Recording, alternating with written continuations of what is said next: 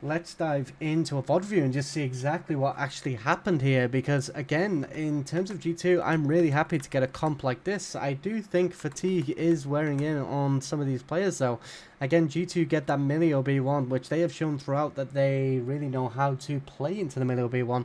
Gives over the Ari to Qlash Midnight, which again was absolutely like massive in this series. Nautilus came out too, Qlash showing that they really like that Nautilus on their support. Maybe, I mean, you don't really need to look to ban away Nautilus, so the champion is impactful if you allow it to be.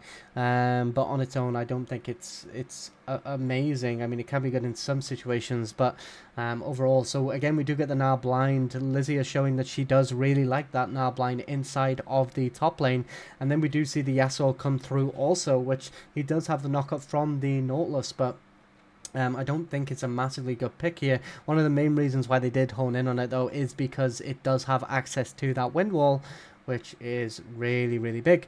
So now we see, again, the wind wall is for the Seraphine predominantly, and I think this just does go to show that G2 are much more comfortable drafting on red side, which is kind of common. I mean, on blue side you get picks of the power picks B1, but in general it's much easier to draft on red side because you get to see more picks until B4-5, where you get to see 4 on red, and then you get R5 on red side.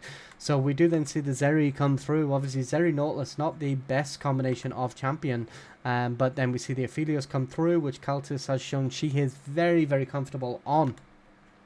And then we get the Graves come through as well for the side of G2. Now, Sheena does really enjoy the super aggressive all-in picks. The casters are really good with their their reactions, I've got to admit. They've been great. And then we do see the Sejuani coming in on that last pick. Obviously, we see it coming in because it does synergize with the Yasuo and the Nautilus, and they are just looking to basically get this Yasuo very far ahead so that he can deal with the fights. Now, again, I do much prefer the side of G2's composition. They have another one of them comps where if they walk into them, they have a really, really big opportunity to just kill them off. But let's actually have a look what went wrong with the gameplay, because that's what really matters.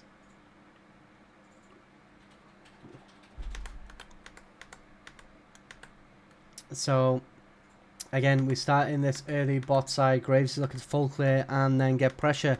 Again, we see G2 really, really prioritize the dragons. Now, one thing that we do see here is Caltis walks up and is extremely aggressive. Obviously, does have Severum to heal up, but overall, pretty aggressive kind of walking up. We do have the Milio to heal up, though. I don't know, Kasana jumping in there and kind of burning the Milio heal, but still taking a massive amount of poke from there. That flash was not worth flash for heal. Definitely not. Even though you do have Hex Flash, you don't want to be relying on that, because Hex Flash you really just have to use from Bush. So if you have Bush control inside bot side for the side of G2, then it can be really, really rough. So again, we look to get a ward down inside of the jungle, and again, this 4-minute mark is one of the big kind of moments where you have to be careful in topside, because if junglers start at topside and they're pathing down, then this is where Gromp's going to be spawning. So this is where you will have like your enemy jungler that will come up and look for pressure here. Again, we're still pushing up really, really aggressively in bot, and now Graves does get the opportunity to just clear his camps down into the dragon. Now, Nautilus does end up getting a hook, but it is on the Milio instead of the Aphelios, and then Aphelios manages to do massive amounts of damage. Infernum does come through there and gets a massive amount of damage on the Nautilus. Unfortunately, does not die. This would have been first blood over to the Aphelios in a 2v2 lane, which would have been really, really impactful. So, unfortunate, they do manage to back away here. They do see the Sejuani, but Graves, you know, actually, they didn't see the Sejuani, I don't think. Or maybe there was a ward. I think there was. Yeah, there was a ward. She did walk over it, that initial ward that Graves did get. So really good aggressive jungling from Sheena. Again, CS gap is becoming quite big, and 27 treats to 33 against Sejuani is incredibly important. Clears away that ward, and instantly, you know, the side of Qlash determined that Graves is just going to back away. Comes and clears...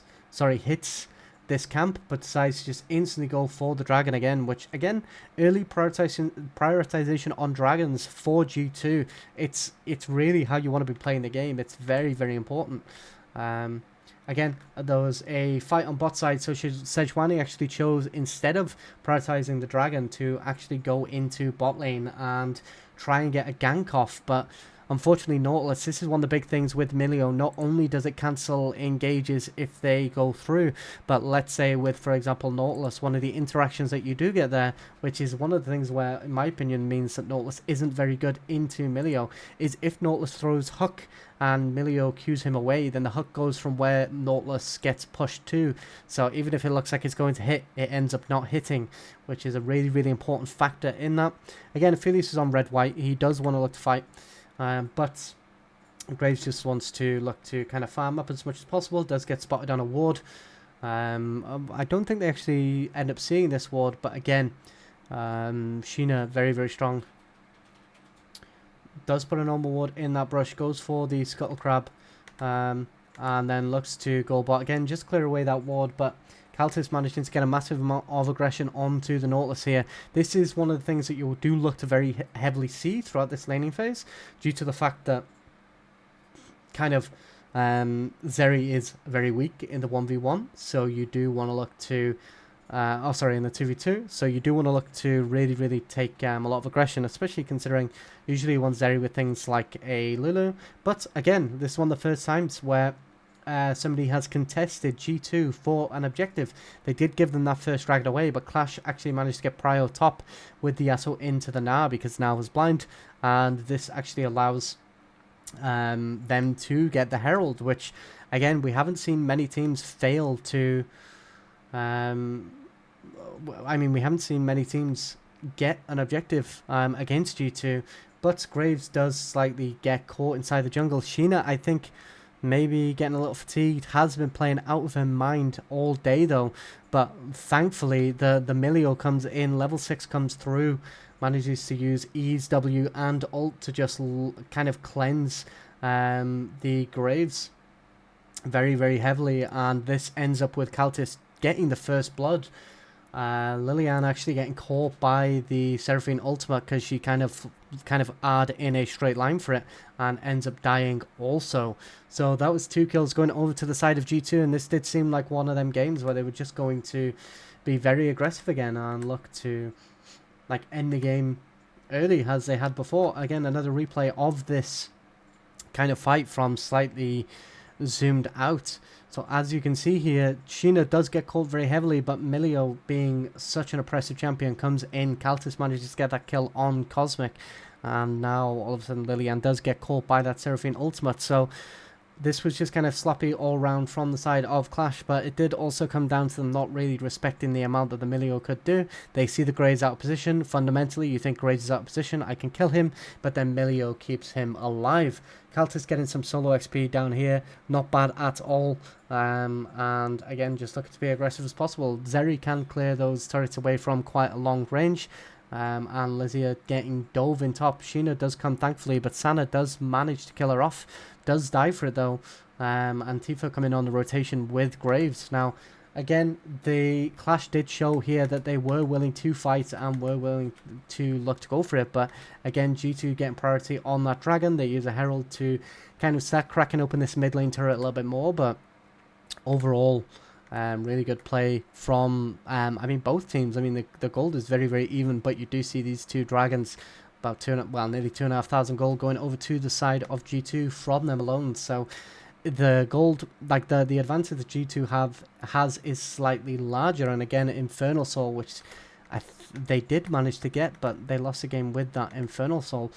Again, look to get mid prior and walk up to try and get this Herald. We have another little kind of dance about Aphelios being on red-white. Now, one of the things that we did notice later on into the game, it's one of the reasons why these fights didn't go to plan, is because of the gun rotations not being as good on Kaltis. One of the things that you had to take into consideration with Aphelios is your entire team has to play certain stages of the game in a specific way for Aphelios to work. This is why the champion is not that great in solo queue, but in a competitive environment can be very, very good, due to the fact that you can play much more around having those set gun rotations and going from there. But again, this dive coming in onto Tifa. Now, this is one of the things that did come in really, really clutch. And I think that they need to look to potentially either take or deny the Ahri away because it's just so impactful. Sejuani manages to flash away and Ahri survives with a tiny amount of HP. Now, a lot of the times, some of these fights that G2 did decide to take were very, very close and they ended up getting extremely low in these situations, but not quite enough, unfortunately, in multiple kind of situations. Otherwise, that would have led to some accelerations in terms of items in this game. So they do manage to get that mid lane turret with the Herald, and it is looking good for the side of G2. Again, they managed to get the Dragon, which does put them on soul point, which again is something that they very heavily prioritized. Tifa, unfortunately, deciding to... Tifa does walk up here to the tower. Now, since they have prioritized the Dragon, you want to just leave this tower, back away, give tier 1. Tier 1 isn't going to be as important as dying, especially when... you know, she's so close to Leandra. You just want to wait, let this pull in, farm safely here. You've got a Dragon, you look to play for Soul instead, and that Dragon is incredibly powerful, obviously, due to the fact that it is Soul. Again, Sheena does get caught here, though, unfortunately, trying to clear away her red buff. I didn't realize she had Yumu's completed here. I thought she got it a reset. She does get a big haste spike, but she does want to kind of... She did walk up without having priority, and... Again, gets spotted on a control ward. Graves isn't good at clearing control wards because obviously 2 autos and you don't have any more available. You have to reload, so it means that it's very hard for him to clear that. And Sejuani does get a really good pick. Sheena, again, I think a bit fatigued, but been playing amazingly all day. Milio does get caught by the Huck into the Yasuo combo, and that does really, really take effect. Needs to be a lot more careful. Does have Radiant Virtue, but unfortunately uses Tifa's ultimate here. Also, Wind Wall does stop that. Very hard to see the Wind Wall in this skin, in my opinion. But this Wind Wall is absolutely fundamental to the way the Qlash actually ended up winning this game, due to the fact that they shut down Tifa's ultimate by a significant amount all game. Lycia does actually get caught here top. Does manage to push away and then go mini. Unfortunately, does flash, but does get CC'd by Sejuani, and now they look to collapse. There's only 2 there, but unfortunately not quite enough to run them down. And we do have a big fight in mid lane, so they determined that now there's 3 people inside of top side. This ward was very, very big for this Ahri to just get behind and do a massive amount of damage. Really good flash from Kaltis, but missed her ultimate. So if she hadn't have missed that ultimate, she would have killed the Ahri and potentially the Zeri as well, which could have potentially changed this fight entirely. So again, the fact that Kaltis was walking up so far though with no definite answer that the wave that the wards had been cleared within jungle is a little bit greedy, to be honest. With no tower to defend herself, tier 1 or tier 2. This was a really big positional error for the ADC of G2 here, which then did lead into them trying to threaten a Baron. They did kind of walk up and try and kind of get a good fight off, but unfortunately there is no way that they can do that. It's another thing that a lot of teams have been doing. In this situation, you have to just give the Baron and control your waves instead, because they die here, and that means that if, say, they do Baron, they just get this free push into base and they get the inhibitor. So what they need to do, prioritize pushing this wave out, get some damage on this tier 2, and maybe trade the tier 2 in response for the Baron and try and kind of go from there. But they just didn't do that. They tried to kind of force and tried to kind of get some back on there. Now they do kind of just start this Baron here also, which again, 22-minute Baron is obviously very risky, but G2 do understand that the Baron is very easy to go with. They do manage to catch Kaisana, but again, you're using a lot of resources just to kill the support. Kaltis does manage to Gale Force forward and get it, but again does lose her Severum, ended up going into Calibrum, and now she doesn't really have that red-white combo to kind of take those really aggressive fights, and they have to kind of back away from it. So here we can see as well, she is also still in Calibrum going for this Baron again. They just want to look to go and control mid-wave. instead of going for this Baron, what the side of Qlash could have actually done is just push down here and get the inhib, considering there was minions potentially there, but they did go for the dragon instead. Actually, I think that minion wave would have died in time. But, so, again, G2 forcing themselves to a position now where they're all very, very low. They do manage to use the Milio to actually get a shutdown on the Ahri, which is huge for Kaltis, but a little bit awkward all round. Kaltis does kind of go nuts here, though, again, get a massive amount of damage off, and Tifa does manage to get that, but yet again, playing into Yasuo with that wind wall, I think what G2 maybe want to look to potentially do is, if they do want this Seraphine again, they need to look to get rid of that Yasuo. Again, now you've got kind of this Baron dance coming up. But the Yasuo is very, very strong right now and does have Gale Force with multiple low HP targets from G2. It's just a bit of an overforce. We have this TP coming in and Sana manages to Gale Force get a kill there. The ult does come through from the side of Tifa. She does manage to catch Zeri here, but unfortunately Sana does do so much work on this Yasuo in this fight, just does a massive amount of damage, and now they end up going into the Baron and giving that first one over to the side of Qlash. Unfortunate mistake by the side of G2. So now what we do see is, again, Kaltis coming up to try and contest this when the tier 2 is available here with a wave. She just wants to go and get this pushed instead of coming up and looking for the fight.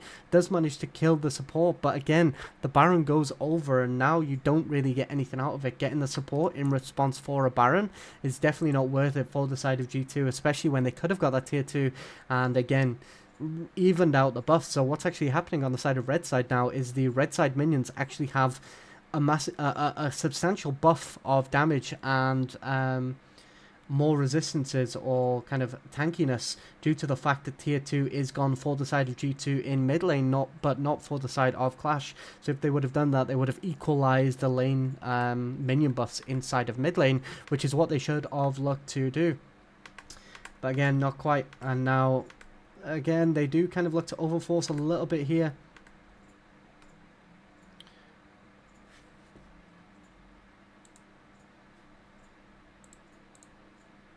So now we end up in a position where, again, it's looking a little bit rough due to the fact that they can't get on the objectives first, and they can't kind of use those Seraphine ultimates for what they're good for, because they have that Yasuo ultimate coming through. Radiant Virtue on the Sejuani as well is going to be really impactful in these fights, or should I say was really impactful in these fights too.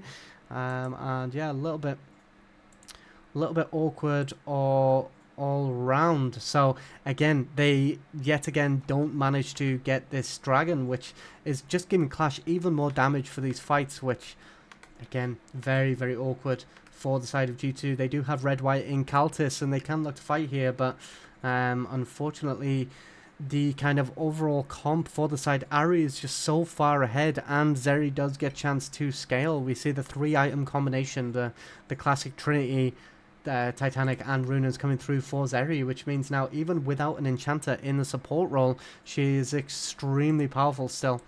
So this is kind of one of the big downsides to them giving the Zeri over here, especially when they're on blue side.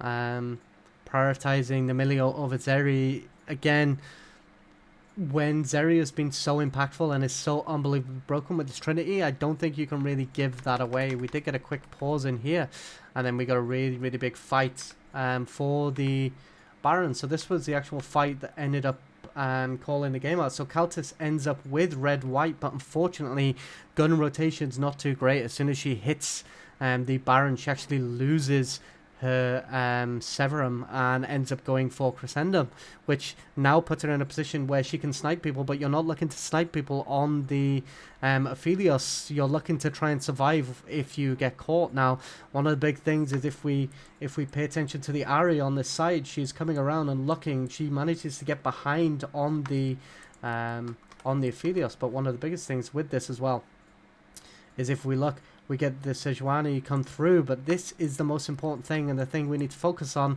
The Nautilus manages to get ultimate on Kaltis. Now, this is kind of the whole premise of their comp, is that Nautilus needs to get in range to ult Caltis, and then the Yasuo can jump in after and blow her up. So this is kind of what happened, and this was kind of the perfect fight for the side of G2, especially considering right now this Qlash team are very split, which means the ultimate that comes from Seraphine is nowhere near as effective as it needs to be in order to kind of win. And also we get a knock up here too. We get 2 airborne targets, which then results in Yasuo getting easy in on the fight. As soon as Yasuo is in on this, they end up just completely wiping the fight. They don't even need to go for Baron, they just look to go down. So honestly, in terms of Qlash team, I think this kind of usage of Yasuo in top lane was, I want to say it was really good. I do think G2 did kind of take some really awkward fights, and they did get caught in a lot of kind of situations that they didn't do. I think they still got their signature gold lead early on into the game, but unfortunately they did slightly fall short by getting caught multiple times. And you know, I do think maybe some of this fatigue is coming through right now, but we'll see if they can have a little bit of a mental reset, do a little bit of meditation or something, and come back into the game and again close this game out and close this series out. So again, now they don't have that safety net of having that one win. So very excited to see how G2 play when they're under a little bit of pressure. Every single game they've gone into today has been off the back of a pretty convincing win. So now they have taken a bit of a loss. Let's see if they can bounce back in game 3 of the Grand Finals.